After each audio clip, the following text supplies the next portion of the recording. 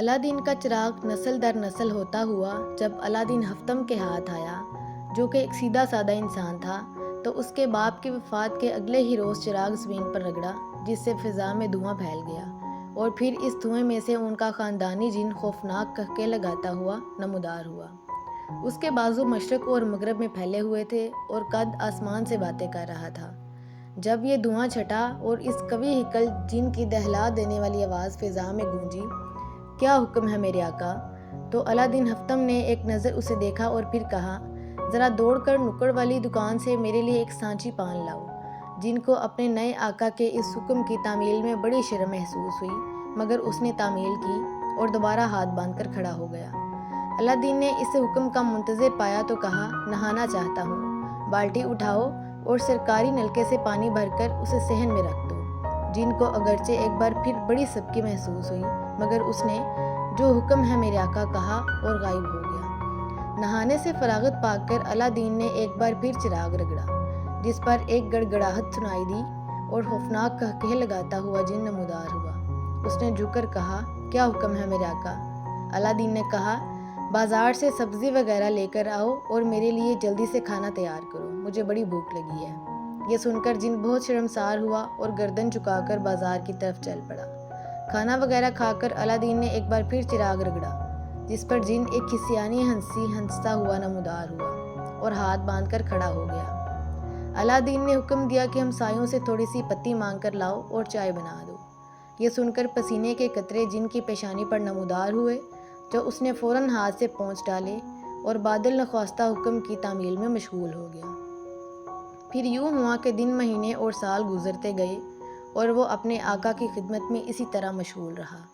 उसके कपड़े धोता, इस्त्री करता, जूते पॉलिश करता, बर्तन मांजता और नुक्कड़ की दुकान से उसके लिए पान और सिगरेट ख़रीद कर लाता और फिर उसकी नज़रों से ओझल हो जाता। इस दौरान जिन में एक तब्दीली रूनमा हुई। इसकी जिसामत पहले से बहुत कम हो गई, उसका कद भी घटता चला गया और उसके कहकहों की गूंज भी मद्धम पड़ गई।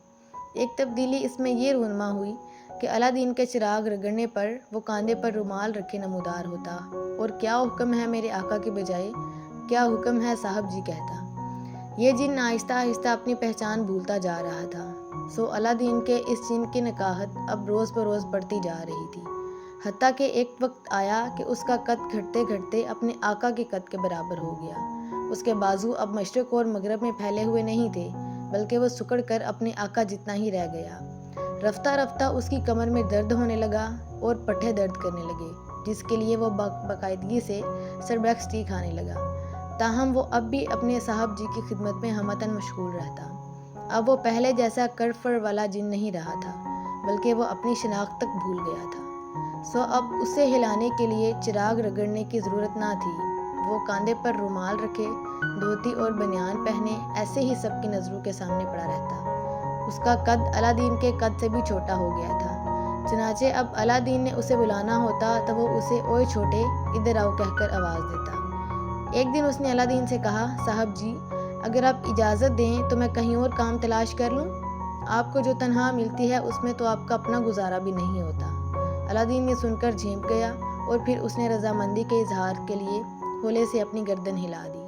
सो ये जिन आजकल बाबू होटल में मुलाजम है और छोटे ओए की आवाज़ सुनकर थके थके कदमों के साथ एक मेज़ से दूसरी मेज़ की तरफ जाता है। कभी कभी उसे अपना माजी याद आता है तो उसकी आंखें बाहर आती हैं।